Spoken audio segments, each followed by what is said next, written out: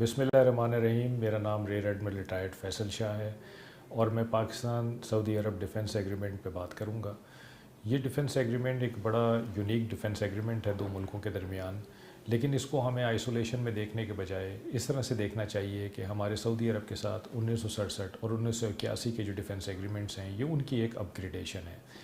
इस पे बातचीत शायद कुछ अरसे से चल रही हो, लेकिन इसको जो एक्सपेडाइट किया है, इसमें जो तेज़ी आई है वो दो इवेंट्स के बाद आई है। एक मई 2025 में जब पाकिस्तान और इंडिया का मार्का हुआ उसमें, और उसके बाद जो इज़राइल का कतर पे अटैक था उसके बाद इन दोनों चीज़ों के लिए की वजह से इस एग्रीमेंट में तेज़ी आई है और ये पाकिस्तान और सऊदी अरब ने कंक्लूड किया है।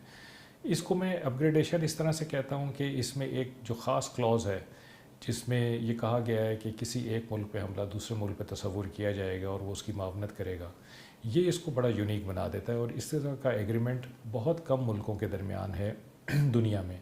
अगर आप देखें तो नेटो में क्लॉज़ 5 है जिसमें ये बात कही गई है।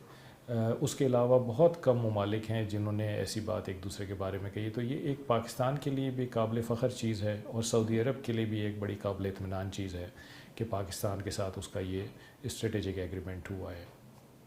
अगर इसको प्योरली मिलिट्री स्पेक्टिकल से आप देखेंगे तो फिर तो आपको ये लगेगा कि शायद इसमें सऊदी अरब का ज़्यादा फ़ायदा है, लेकिन अगर आप इसको पूरे एक तज्ज़िये के साथ देखेंगे जिसमें पॉलिटिकल, इकनॉमिक, मिलिट्री, डिप्लोमेटिक, ये सारी डोमेन्स को अगर आप इनका अहाता करेंगे तो आपको ये लगेगा कि ये एक विन विन सिचुएशन है दोनों मुल्कों के दरमियान। इसमें दोनों मुल्कों का फ़ायदा है। पाकिस्तान को बहुत सारी ऐसी चीज़ें हैं जो कि सऊदी अरब से हासिल हो सकती हैं, सहूलियात और ऐसे फेवर्स हैं, और ऐसे ही बहुत सारी फेवर्स और सहूलियात पाकिस्तान की तरफ से सऊदी अरब को हासिल हो सकते हैं। तो हमें इस एग्रीमेंट को एक टोटलिटी में देखने की ज़रूरत है, इसको आइसोलेशन में देखने की ज़रूरत नहीं है और किसी ख़ास एक डोमेन में भी इसको परखने की ज़रूरत नहीं है, बल्कि हमें इसको हर लिहाज से इसका अहाता करना चाहिए। तो हमें ये एक बहुत ही विन विन सिचुएशन लगेगी दोनों मुल्कों के दरमियान। Thank you.